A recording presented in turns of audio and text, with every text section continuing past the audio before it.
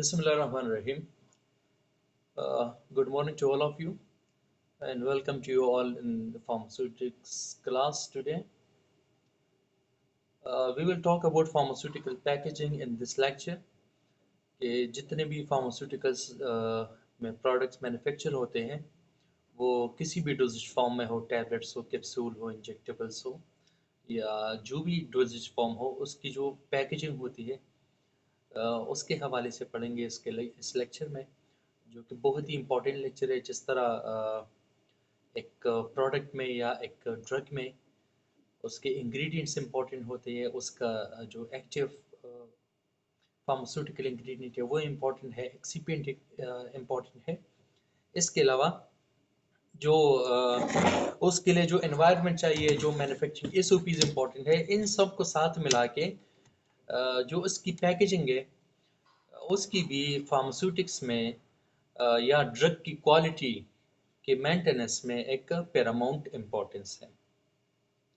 तो आज के लेक्चर में हम कोशिश करेंगे कि जितनी भी फार्मास्यूटिकल पैकेजिंग है उसके जो डिफरेंट टाइप्स है, उसकी जो वो है क्लासेस वगैरह है, वो सब हम पढ़े इस लेक्चर में। अच्छा, आप लोगों की जो नोट्स है जो आप लोग देखते हैं, शायद इस लेक्चर में उससे हटकर कुछ और भी चीज़ें हो, इजाफी चीज़ें हो आप लोगों के समझने के लिए। और ये आप लोगों के सिलेबस में इंक्लूडेड है, फार्मास्यूटिकल सिलेबस में, जो कि फार्मेसी काउंसिल ऑफ पाकिस्तान ने आप लोगों को प्रोवाइड किए हुए हैं। तो आप लोग इसको काउंटर चेक कर सकते हैं। चलें, we formally start today's lecture. Packaging is the science, art and technology of enclosing or protecting products for distribution, storage, sale and use. अच्छा, पैकेजिंग क्यों करते हैं और ये होता क्या है?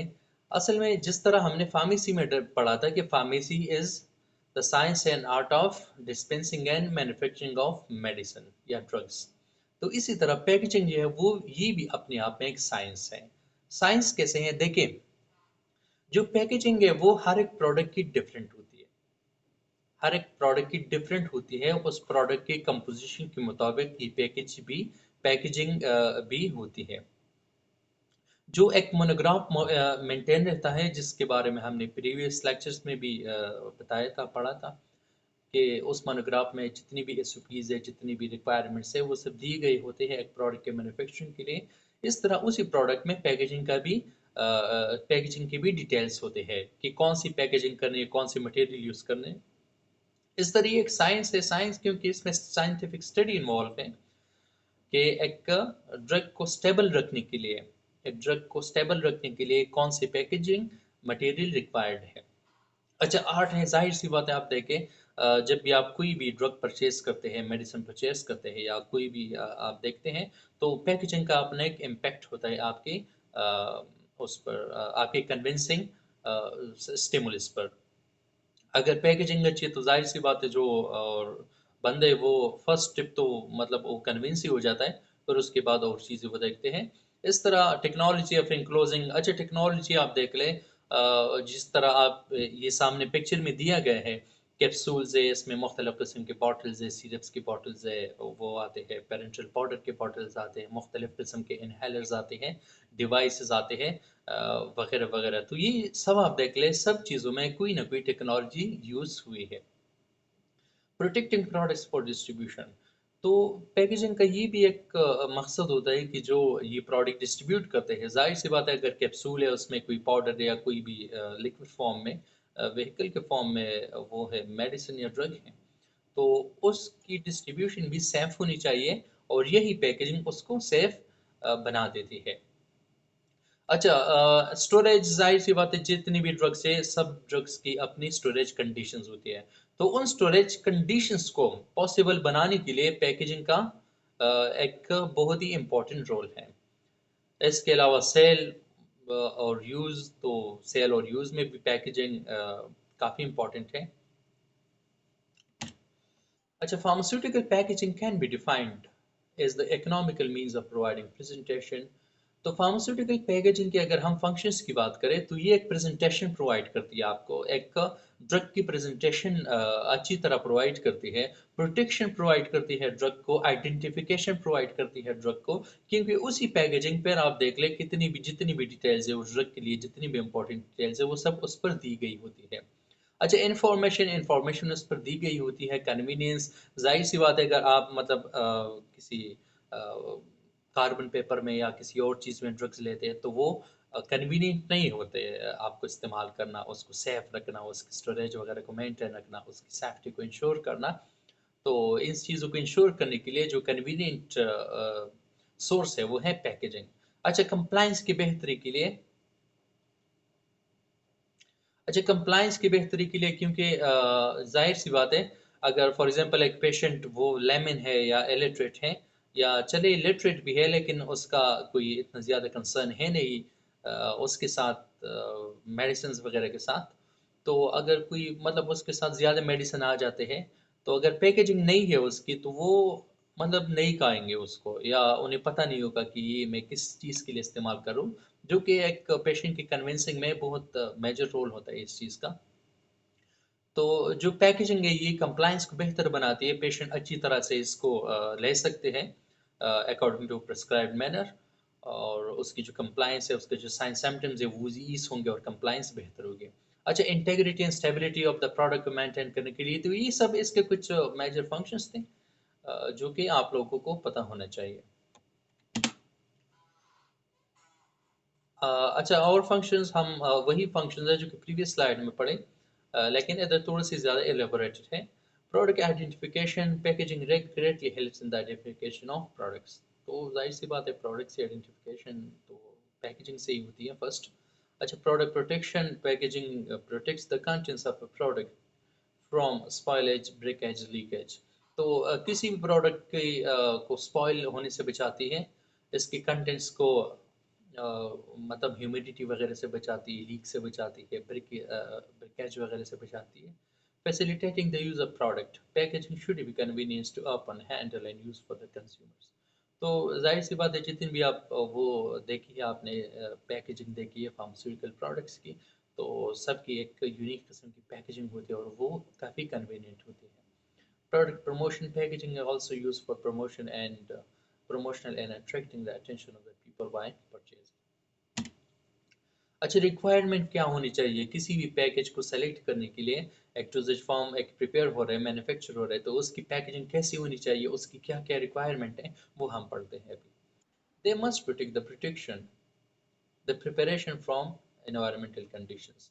जाहिर सी बात है जो जब मेडिसिन प्रिपेयर होता है, मैन्युफैक्चर होता है, तो उस वो डिफरेंट कंडीशन में, डिफरेंट स्टोरेज कंडीशन में वो पास ऑन होता है मुख्तलिफ चेन्स में, जब इन कंज्यूमर तक पहुंचता है। तो इन सब जगहों में इन्वायरमेंटल कंडीशन डिफरेंट होती है फिर, तो उन इन्वायरमेंटल कंडीशंस को सरवाइव करने के लिए पैकेजिंग ऐसी होनी चाहिए जो कि इसको प्रोटेक्ट करे।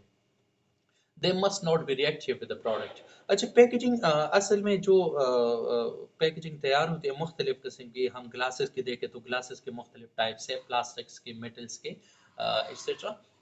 तो इन सब के अपने टाइप्स, तो जब इसमें मेडिसिन को पैक किया जाता है, जब इसकी पैकेजिंग की जाती है, तो इन पैकेजिंग मटेरियल को रिएक्ट किया जाता है और चीज़ों के साथ, ताकि ये नॉन रिएक्टिव बन जाए और जो ड्रग है उस पैकेज में या उस बॉटल में, उसके साथ इसका कोई रिएक्शन ना हो और उसकी जो केमिकल कंपोजिशन है उस पर कोई फर्क ना पड़े। They must not impart to the product taste और ऑर्डर। अच्छा, जो पैकेजिंग मटेरियल है मुख्तलिफ सोर्सेज इसमें इस्तेमाल किए जाते हैं, तो ये ऐसा होना चाहिए कि जो प्रोडक्ट का टेस्ट है, जो ड्रग का टेस्ट है या ऑर्डर है, उस पर कोई इसका असर ना पड़े। They must B non toxic होना चाहिए, जो कि बहुत इंपॉर्टेंट है।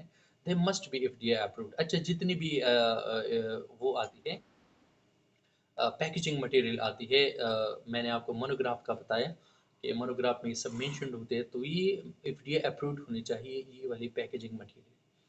They must meet applicable temper resistance requirement। तो टेम्पर रेजिस्टेंस रिक्वायरमेंट इसको मीट करनी चाहिए होंगे जो पैकेजिंग मटेरियल यूज होता है। They must not be the cause of product degradation. तो प्रोडक्ट डिग्रेडेशन जो होती है उसकी कॉज नहीं बननी चाहिए यही packaging material. They must be adaptable to commonly employed high speed packaging equipment. They must be adaptable to commonly employed high speed packaging equipment. जो हाई स्पीड पैकेजिंग इक्विपमेंट्स हैं तो उसकी कंडीशंस के मुताबिक, उसकी रिक्वायरमेंट स्टैंडर्ड के मुताबिक इसकी अडॉप्टेबिलिटी होनी चाहिए। तो ये चंद एक रिक्वायरमेंट्स थे।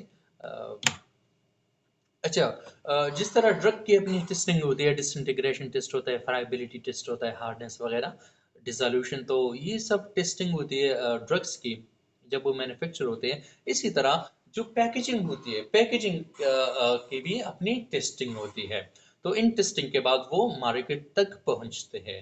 अब फर्स्ट जो टेस्ट है वो है ड्रॉप टेस्ट।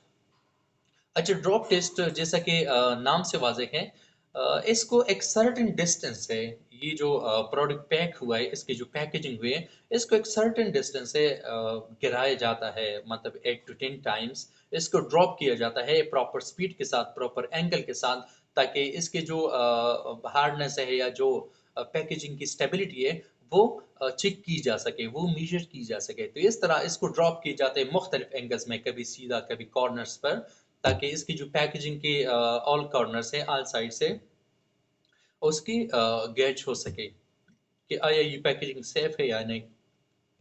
अच्छा, इसके बाद है वाइब्रेशन टेस्ट। देखिए, ये एक वाइब्रेटर होता है जो कि अक्सर एक टेबल पे पड़ा होता है और उसमें इस पैकेजिंग को रख दिया जाता है और ये वाइब्रेशन जो है इसको अप्लाई किए जाते हैं। तो इसमें देखते हैं कि अगर, क्योंकि ट्रांसपोर्ट के दौरान अगर कोई वाइब्रेशन होती है, बहुत ज़्यादा वाइब्रेशन होती है, मतलब मोस्टली या ब्लास्ट वगैरह होता है या कुछ और, या अर्थक्वेक्स वगैरह, तो वाइब्रेशन आती है, तो उसमें कोई इफेक्ट तो नहीं पड़ता ड्रग पर या पैकेजिंग पर। तो इसका ये टेस्ट भी किया जाता है। इसके बाद शॉक टेस्ट है।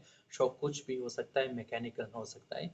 तो मैकेनिकल मतलब अक्सर एक्सीडेंट के दौरान या कोई और सब वगैरह हो जाए, तो जो पैकेजिंग है इसकी सेफ्टी को देखा जाता है कि ये सेफ होगा शॉक के दौरान या नहीं।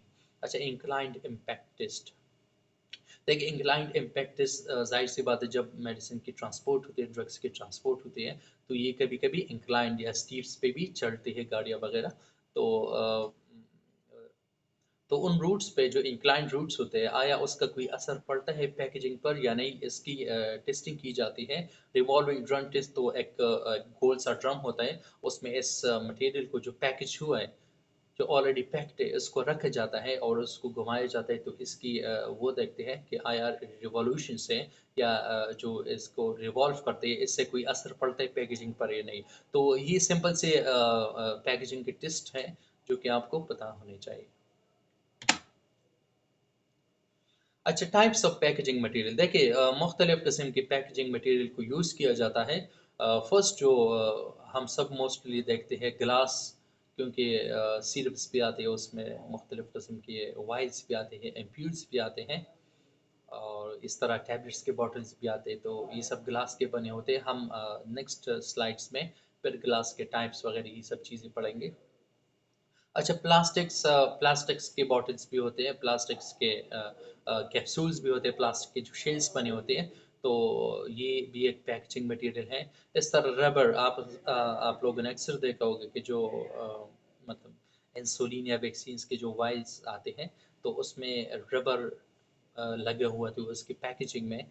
तो इसके बारे में हम पढ़ेंगे। मेटल्स, अक्सर आप ये एरोहेलर्स वगैरह, ये जो वो इनहेलर्स है, डीपीआई डिवाइसेस है, तो वो आप देखते हैं कि वो मेटल से बने होते हैं। इस तरह जो पेपर कार्ड या बोर्ड से, तो इस तरह जो पैकिंग है वो पेपर से भी बनी होती है, कार्ड से बनी होती है। तो ये सब जो मुख्तलिफ किस्म के पैकेजिंग मटेरियल यूज़ होते हैं, हम इस लेक्चर में पढ़ेंगे। अच्छा, the choice of packaging material will depend upon. अच्छा, जो पैकेजिंग मटेरियल है, मुख्तलिफ किस्म के जो हमने अभी प्रीवियस स्लाइड में पढ़े कि ये मटेरियल इस्तेमाल होंगे पैकेजिंग में, तो इसके लिए कोई क्राइटेरिया है जिसके बेस पर एक प्रोडक्ट के लिए, एक डोजेज फॉर्म के लिए पैकेजिंग को चूज़ किया जाता है। The degree of protection required, compatibility with the doses form, protection होनी चाहिए, कंपेटेबल होना चाहिए डोजेज फॉर्म के साथ, customer convenience, size, weight of doses form. अच्छा, तो जो पैकेजिंग है उसका जो साइज़ है वो फ्रेंडली होना चाहिए, मतलब फेवरेबल होना चाहिए, ताकि जो पेशेंट इसको यूज़ करता है या कस्टमर जो इन कंज्यूमर जो इसको यूज़ करता है, उसके लिए साइज़ का कोई इशू ना हो। वेट ऑफ डोजेज फॉर्म, तो जो डोजेज फॉर्म है उसके वेट के मुताबिक इसकी पैकेजिंग होनी चाहिए। अच्छा, फिलिंग मेथड, जो पैकेजिंग है अक्सर आप देख लें, कोई आप लोगों ने ऐसी बहुत रेयर या नहीं देखी होंगी ऐसा कोई भी फार्मास्यूटिकल प्रोडक्ट जिसका पैकेज ऐसा हो जो कि आपको सस्पिशियस कर दे, आपको कंफ्यूज कर दे कि इसकी फिलिंग कैसी की गई है। जितनी भी पैकेजिंग मटेरियल है उसकी फिलिंग इजीली हो सकती है। Sterilisation method to be employed and cost. अच्छा, ये पेरेंटल्स में करते हैं, इंजेक्टेबल्स में करते हैं कि स्टेरिलाइजेशन जो है इसकी इंश्योर करनी है after and before the packaging. तो ये कुछ वो थे ऑप्शंस थे कि पैकेजिंग मटेरियल कैसा होना चाहिए। अच्छा, ग्लास हम देखते हैं कि बहुत एक कॉमन सोर्स है ड्रग को पैकेज करने के लिए, ड्रग को पैक करने के लिए, जिसमें से वाइल्स आते हैं, एम्प्यूल्स आते हैं, मुख्तलिफ किस्म के सिरप के बॉटल्स आते हैं, और टैबलेट्स कैप्सूल्स वगैरह के जो बॉटल्स आते हैं वो सब ग्लास से बने होते हैं। So glass has been widely used as a drug packaging material. अच्छा, glass is composed of sand, soda ash, limestone and cullet. ये कुछ ऐसे केमिकल एजेंट्स हैं, ऑर्गेनिक इनऑर्गेनिक, जो कि जिससे ग्लास बनता है, जैसा सैंड है, soda ash, limestone and cullet. अच्छा, इन चीज़ों के अलावा जो ग्लास के कंपोजिशन में इस्तेमाल होते हैं उसमें इस्तेमाल होते हैं सिलिकॉन, इसके अलावा aluminium, sodium, potassium, calcium, magnesium, zinc, barium are generally used into preparation of glass. तो इस ग्लास के मैन्युफैक्चरिंग में ये सब चीज़ें इस्तेमाल की जाती है। तो फिर ये डिपेंड करता है कि कौन सा ग्लास इस्तेमाल होता है, कौन से डोजेज फॉर्म या ड्रग के लिए, तो उसके मुताबिक सिलेक्शन करनी चाहिए फिर। अच्छा, इसके एडवांटेजेस क्या हैं? They are hygienic and suitable for sterilisation. अच्छा, ये जो पैकेजिंग मटेरियल है तो ये हाइजीनिक होती है, जाहिर सी बात है कंटेमिनेशन के चांसेस कम होते हैं इसके, और इसका कोई हैज़ार्डस इफेक्ट भी नहीं होता, जिस तरह अगर कोई प्लास्टिक या रबर के उसमें होता है सोर्स ऑफ पैकेजिंग में। अच्छा, सूटेबल फॉर स्टेरिलाइजेशन, तो अगर इंजेक्टेबल में स्टेरिलाइजेशन रिक्वायर्ड है।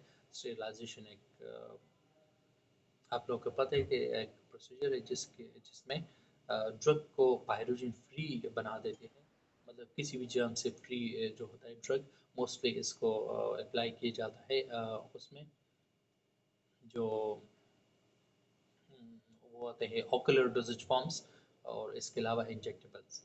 अच्छा, they are relatively non reactive depending on the grade chosen. तो जो इस्तेमाल होता है ये ग्लास, तो ग्लास ज़्यादातर नॉन रिएक्टिव होता है, मतलब इसका कोई ऐसा कोई केमिकल रिएक्शन, फिजिकल रिएक्शन जो कि ड्रग की कंपोजिशन में चेंज लाए या चेंज को इफेक्ट करे, इस तरह के चांसेस नहीं होते ग्लास मटेरियल की यूज़ करने। अच्छा, it can accept a variety of closures. अच्छा, तो ये जो ग्लास है इसको मतलब किसी भी टाइप में इसको, इसका जो क्लोजर है, इसका जो ढक्कन है, इसको बनाया जा सकता है, इसको इस्तेमाल किया जा सकता है। They can be used on high speed packaging lines. तो जो पैकेजिंग का एक तरीका होता है इंडस्ट्री में, फार्मास्यूटिकल में, तो स्पीड पैकेजिंग लाइनिंग में ग्लास जो है वो स्टेबल रहता है और कन्वीनियंट होता है। They are transparent. ये ट्रांसपेरेंट होते हैं क्योंकि आपको इसमें जो ड्रग है वो साफ दिखाई दे रहा होता है। अगर उसमें कोई कंटेमिनेशन या कुछ भी है, फिजिकल पार्टिकल है, तो वो भी आपको दिख रहा होता है इसमें। अच्छा, they can be easily labelled. अच्छा, तो जो ग्लास है इसको इजी लेबल किया जाता है, मतलब लेबल पे प्रिंट करके जो ड्रग के डिटेल्स है उसको टाइप करके उसको लिख के, और उसकी फिर इजीली लेबलिंग कर सकते हैं ग्लास बॉटल्स की। अच्छा, जहाँ पर एडवांटेजेस है तो डिसएडवांटेजेस भी होंगे। It is relatively heavy. ये जो ग्लास है ये आप देखें as compare to plastic bottles, as compare to other source of packaging, ये ग्लास जो है ये थोड़े हैवी होते हैं। Glass is fragile so easily broken, तो इसकी सेफ्टी की भी ज़रूरत होती है ताकि वो ये जो है स्लिप ऑफ हैंड ना हो या स्लिप ऑफ पैकेज ना हो, तो ये टूट सकता है क्योंकि काफ़ी फ्रेजाइल होता है ये। Release alkaline to aqueous preparation. अच्छा, तो इसका ये है कि जो अल्कलाई है, जो अल्कलाई अल्कलिनिटी है इसकी, वो रिलीज़ करवा सकता है एक्वियस प्रिपरेशंस में। अच्छा, ग्लासेस के मुख्तलिफ टाइप्स है। टाइप वन है highly resistant borosilicate glass, highly resistant borosilicate glass. Type two है treated soda lime glass. Type three है सोडा लाइम ग्लास। और NP stands for non parenteral. Non parenteral जो वो होते हैं, डोसेज फॉर्म्स होते हैं, उसके लिए जो सोडा ग्लास भी इस्तेमाल किया जाता है। अच्छा, ये अगर आपके पेपर में आ जाता है पैकेजिंग, तो आप लोगों ने देखना है उस क्वेश्चन की मार्क्स के मुताबिक आप लोगों ने इसको अटेम्प्ट करना है। तो अगर क्वेश्चन के मार्क्स ज़्यादा है या आपसे कहा गया है कि व्हाट इज़ पैकेजिंग या ग्लास के टाइप्स लिखे, तो फिर आप लोगों ने इन टाइप्स को भी लिखना है और इन्हें फिर एक्सप्लेन भी करना है। अच्छा, टाइप वन हम पढ़ेंगे बोरोसिलिकेट ग्लास। फर्स्ट तो ये है कि ये लीस्ट रिएक्टिव होता है, इसके जो रिएक्शन के चांसेस है वो बहुत कम होते हैं। Alkalinity is removed by using boric oxide to neutralize the oxide of potassium and sodium। अच्छा, तो इस ग्लास के मैन्युफैक्चरिंग में पोटाशियम सोडियम इस्तेमाल होता है, अ, जिसका अपना एक ऑक्सीडेशन इफेक्ट आता है। तो इस ऑक्सीडेशन इफेक्ट को कम करने के लिए, जो इसकी अल्कलिनिटी एक्टिविटी है उसको कम करने के लिए, इसको बोरिक एसिड या बोरिक ऑक्साइड के साथ ट्रीट किया जाता है। तो बोरिक ऑक्साइड के ट्रीटमेंट के बाद ये जो मटेरियल है ये न्यूट्रलाइज हो जाते हैं और इसका कोई भी रिएक्शन फिजिकल या केमिकल नहीं होता ड्रग कंपोनेंट्स के साथ। It is highly resistant glass. तो ये जो ग्लास है आपके सामने पिक्चर्स दी गए हैं, तो ये हाईली रेजिस्टेंट होते हैं। It has high melting point so can withstand high temperature. अच्छा, जो इसका मेल्टिंग पॉइंट है वो हाई रहता है, इसको हाई इस तरह बनाया जाता है ताकि जो टेम्परेचर है उसका असर ना पड़े। तो ये जो क्लासेस है ये आप लोगों ने अक्सर देखे होंगे, जो वैक्सीन आते हैं या जो इंसुलिन आते हैं वो इस तरह के वाइल्स में पैक होते हैं।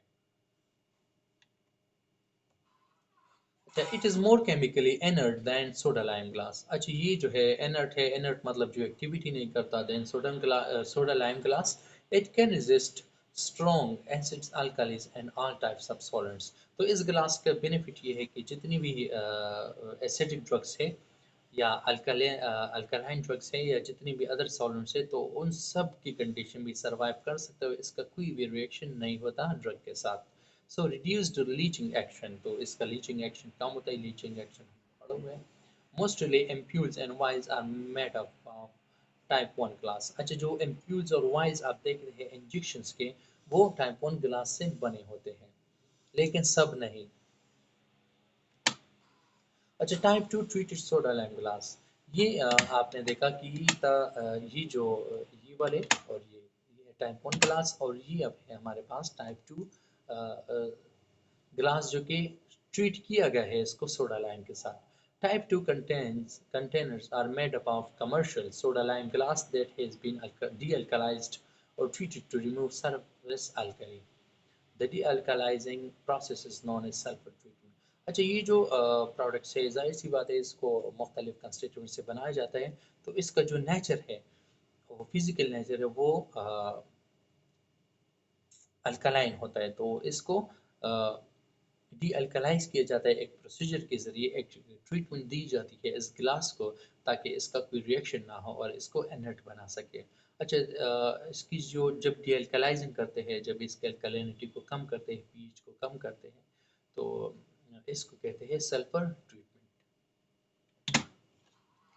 अच्छा, sulphur treatment neutralises the alkaline oxides on the surface, rendering the glass more chemically resistant। तो हमने ऑलरेडी पढ़ा कि जो सल्फर ट्रीटमेंट है उसमें अल्कलाइन ऑक्साइड जो है सल्फर पर उसको न्यूट्रलाइज कर देते हैं। अच्छा, इसको इस्तेमाल किए जाते हैं use for alkali sensitive products. अगर जो प्रोडक्ट्स अल्कली सेंसिटिव है, मतलब जो बेसिक ड्रग्स है, उसके लिए इसको इस्तेमाल किया जाता है। And infusion fluids blood and plasma. तो अक्सर आप लोगों ने देखा होगा कि जो इन्फ्यूजन है वो ग्लास के बोतल में भी आते हैं, जिस तरह लीवफ्लॉक्सिन के कुछ है, सिप्रोफ्लॉक्सिन के हैं, पैरासीटामोल के कुछ इन्फ्यूजन है जो कि उसमें आते हैं ग्लास की पैकेजिंग में। तो इसमें इस्तेमाल होते हैं टाइप टू ग्लास। अच्छा, infusion fluids blood and plasma. Large volume container, तो लार्ज वॉल्यूम कंटेनर्स होते हैं, मतलब अप टू 120 ml समथिंग इसका वॉल्यूम होता है। अच्छा, टाइप थ्री है soda lime glass containers are untreated, are made up of commercial soda lime glass of average or better than average chemical resistance. अच्छा, तो ये जो टाइप 2 में हमने पढ़ा कि जो सोडा लाइम ग्लास है इसको ट्रीट किया जाता है, उससे सल्फर ट्रीटमेंट दी जाती है, बोरिक ऑक्साइड वगैरह। तो इसमें टाइप 3 में इसको ट्रीट नहीं किया जाता। It contains high concentration of alkaline oxides and imparts alkalinity to aqueous substance। तो इसको ट्रीट नहीं किया जाता किसी रिएक्शन के साथ, इसकी जो अल्कलिनिटी है, इसके इंग्रेडिएंट्स की, इसके कंपोनेंट्स की, तो उसको एज सच रहने दे देते हैं। अच्छा, यूज फॉर पेरेंशियल पाउडर, जो पेरेंशियल पाउडर्स होते हैं इसकी पैकेजिंग होती है इसमें। फॉर ऑयली प्रिपरेशन, जो ऑयली प्रिपरेशन है इसकी भी पैकेजिंग होती है टाइप 3 गिलास में, जो कि सोडा लाइम के साथ जो कि उसके साथ किसी सल्फर या बोरिक ऑक्साइड के साथ इसकी ट्रीटमेंट नहीं की गई है। अच्छा, ये आप देख ले, इसको हम रिव्यू करते हैं जो इसके क्लासेस है। टाइप 1 है बोरोसिलिकेट ग्लास, टाइप 2 है ट्रीटेड सोडा लाइम ग्लास। अच्छा, जो टाइप 1 ग्लास है इससे ये भी बनाए जाते हैं जो कि ग्लासवेयर्स वगैरह है जो लेबॉर्ट्री में इस्तेमाल होते हैं। अच्छा, टाइप 3 सोडा लाइम ग्लास, ये जो मुख्तलिफ किस्म के कंपोनेंट्स को पैक करते हैं जिसमें अल्कलाइन एनवायरनमेंट ज़रूरी होता है, तो वो पैक करते हैं टाइप 3 में। और टाइप 4 है जनरल पर्पस सोडा ग्लाइम ग्लास, मतलब ये जो आम जो आपके पास ग्लास के स्लाइड्स वगैरह ये चीज़ें आती है, ये इससे बनी होती है टाइप 4 से। अच्छा, plastics may be defined as any group of substance of natural or synthetic origin consisting chiefly of polymers of high molecular weight that can be molded into a shape or form by heat and pressure। अच्छा, plastic जो है एक ऐसा group of substance जो कि या तो कुदरती सब्सटेंस से बनाया जाता है या कोई सिंथेटिक ओरिजिन से आर्टिफिशियल तरीके से बनाया जाता है, जिसमें होते हैं पॉलीमर्स, और इन पॉलीमर्स की मॉलिक्यूलर वेट होती है हाई, जिसकी मतलब डेंसिटी पे हाई होती है। और इसको मुख्तलिफ शेप्स में मोल्ड करके, हीट करके, प्रेशर अप्लाई करके इसमें मुख्तलिफ इससे मुख्तलिफ शेप के बॉटल्स वगैरह और कंटेनर्स, क्लोजर्स बनाए जाते हैं। ये आपके सामने पिक्चर में मुख्तलिफ किस्म के बॉटल्स, कंटेनर्स और स्पून्स वगैरह ये दी गई है जो कि मेडिसिन के पैकेजिंग में या यूज़ में इस्तेमाल की जाती है।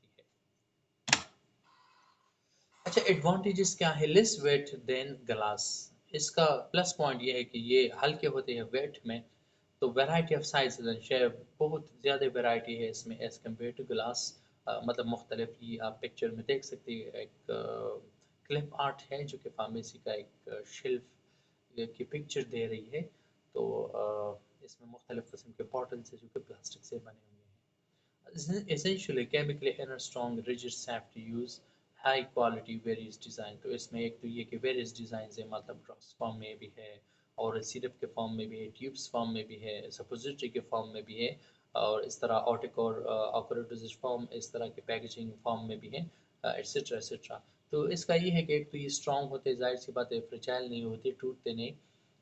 तो ये नॉन रिएक्टिव होते, ड्रग के साथ इसका कोई रिएक्शन नहीं होता। सेफ होते हैं, क्वालिटी भी अच्छी रहती है, और ड्रग को जो है सेफ रखती है। एक्सट्रीमली रेजिस्टेंट टू ब्रेकेज, तो ब्रेकेबल नहीं है ये। अच्छा, इसके डिसएडवांटेजेस देख लेते हैं। Absorption permeable to moisture. तो इसका ये है कि अक्सर पैकेजिंग ऐसी होती है जो कि इसका मटेरियल ऐसे यूज़ किया जाता है कि अगर ह्यूमिडिटी है, अगर टेम्परेचर ज़्यादा है या कम है, तो फिर इसका जो ड्रग कंटेंट है वो अफेक्ट हो सकता है। पोर प्रिंटिंग। अच्छा, इसका ये एज कम्पेयर टू ग्लास की जो पैकेजिंग है उसकी पोर प्रिंटिंग होती है। एंड थर्मोस्टेटिक चार्ज, और ये जो है थर्मोस्टेबल बहुत कम होते हैं। The next है metals are used for construction of containers. The metals commonly used for this purpose are aluminium, tin plate, steel, stainless steel, tin and lead। अच्छा, ये इसमें जो कंटेनर मेटल इस्तेमाल किए जाते हैं मुख्तलिफ ड्रग्स की मैन्युफैक्चरिंग में, इसकी पैकेजिंग में, तो वो ज़्यादातर बने होते हैं एल्यूमिनियम से या टिन से बने होते हैं, प्लेट स्टील से बने होते हैं, स्टेनलेस स्टील या टिन एंड लीड से बने होते हैं, जो कि मुख्तलिफ आप देख ले, आप कंसिडर कर ले, आप लोगों ने ऑब्जर्व भी किया होगा कि जो ये डिवाइसेस वगैरह आते हैं, डीपीआईज वगैरह, तो वो सब होते हैं स्टेनलेस स्टील के पैकेजिंग में। इसके एडवांटेजेस देख लेते हैं। They are impermeable to light, moisture and gases. अच्छा, इसका प्लस पॉइंट ये है कि ये जो एक्सटर्नल लाइट है, मॉइस्चर, गैसेस वगैरह है, तो इसके कंडीशंस को ये इम्परमिएबल होते हैं, मतलब ये कि लाइट, मॉइस्चर, गैसेस इसको क्रॉस नहीं कर सकते और ड्रग को इफेक्ट नहीं कर सकते। They are made into rigid, unbreakable containers by impact extrusion। अच्छा, इम्पैक्ट एक्सट्रूजन एक प्रोसेस है जिसके ज़रिए ये जो कंटेनर्स है ये अनब्रेकेबल बनाए जाते हैं, मतलब ये कि अगर ये गिर भी जाए, अगर स्लिप ऑफ हैंड भी हो जाए तो ये टूटेंगे नहीं, नुकसान नहीं पहुंचेगा ट्रक को या कंटेनर को। अच्छा, they are light in weight compare to glass containers. अच्छा, जो ग्लास कंटेनर्स है उसकी बनस्बत ये जो मेटल्स है ये लाइट वेट होते हैं और सेफ भी होते हैं। Levels can printed directly onto their surface. अच्छा, जो ये है मेटल्स है तो इसके सरफेस के ऊपर अगर कोई सेकेंडरी वो नहीं लगाते, लेबल नहीं लगाते, तो डायरेक्टली भी उसके सरफेस पे प्रिंट हो सकता है। अच्छा, disadvantages, they are expensive. Expensive होते हैं ये, जाहिर सी बात है, जितनी में आप ये इनहेलर वगैरह डिवाइसेस देख लें तो वो काफ़ी एक्सपेंसिव हैं। They react with certain chemicals, और ऐसे कुछ केमिकल्स हैं जिससे इसकी रिएक्शन हो सकती है, ये सब स्टेनलेस स्टील, एल्यूमिनियम, टिन या लीड की। अच्छा, मैंने अभी चंद सेकंड पहले एक बात की सेकेंडरी पैकेजिंग की, तो मैं आप लोगों को बताते चलूँ। अच्छा, मैंने ये स्लाइड मिस की हुआ है, मुझे ये ऐड करना चाहिए थी, बहुत इंपॉर्टेंट है। आप एक देखते हैं एक पैकेजिंग एक ड्रग की, और वो पैकेजिंग जो कि डायरेक्ट ड्रग के सरफेस के साथ उसमें है, इंट्रैक्शन में है, मतलब ये कि ड्रग उसमें पैक हुआ है। तो इस पैकेजिंग को कहते हैं प्राइमरी पैकेजिंग। जिस तरह मैं अगर आपको बता दूं कि जो सिरप्स होते हैं उसमें, और या जो इंजेक्शंस होते हैं, या आप देख लीजिए जो साशे फॉर्म होते हैं, जो तो ये जो साशे का कवर है या सिरप का जो बॉटल है, तो ये होते हैं प्राइमरी पैकेजिंग। तो अक्सर ये आप देखते हैं कि सिरप को किसी और डब्बे में भी पैक किया जाता है, या जो साशे आपके पास है इसको किसी और डब्बे में भी पैक किया जाता है। तो ये जो डब्बा है, ये जो बॉक्स है, ये है सेकेंडरी पैकेजिंग। और अक्सर आप लोगों ने ये भी देखा होगा कि एक होता है जो एक डिवाइस वगैरह होता है, उसको पैक करते हैं, फिर उसको किसी और फिल्म वगैरह में वो पैक करते हैं, फिर उसके बाद एक और पैकिंग होती है। तो जहाँ पर थ्री लेयर्स अप्लाइड होते हैं पैकेजिंग में, तो उसको कहते हैं टर्शरी पैकेजिंग। तो ये आप लोगों को याद रखनी चाहिए पैकेजिंग के टाइप से ही, primary, secondary and tertiary. Primary जहाँ पर ड्रग का डायरेक्ट कंटेक्ट हो पैकेजिंग के सरफेस के साथ, सेकेंडरी जहाँ पर ड्रग का डायरेक्ट कंटेक्ट ना हो पैकेजिंग के सेकेंड लेयर के साथ, और वो किसी और पैकेज में पड़ा हो, थर्ड लेयर जो कि मतलब दो पैकेजिंग लेयर ऑलरेडी मौजूद है और तीसरा भी ऐड कर देते हैं। तो ये है, मतलब तीसरा ऐड करते हैं, जाहिर सी बात है मैकेनिकल शॉक से प्रिवेंट करने के लिए, उसको ब्रिक से बचाने के लिए, या अगर कहीं पर टेम्परेचर इशू है या स्टेबिलिटी इशू है तो उसको स्टेबल रखने के लिए थर्ड जो वो है पैकेज है वो भी ऐड किया जाता है। मोस्टली ऐड किया जाता है बिकॉज ऑफ ट्रांसपोर्ट। अच्छा, पेपर आप लोग देखते हैं कि अक्सर पैकेजिंग जो है वो पेपर में होता है। Paper and paper boards are इस packaging material are used to prepare containers as envelopes for dispensing powder, few tablets, few capsules, etc. of cartons, carton boxes, drums for storing large quantity of drugs in an industry. They are mostly used for secondary packaging and tertiary packaging. अच्छा, ये जो paper material है इसको ज़्यादातर इस्तेमाल किया जाता है सेकेंडरी या टर्शियरी पैकेजिंग में।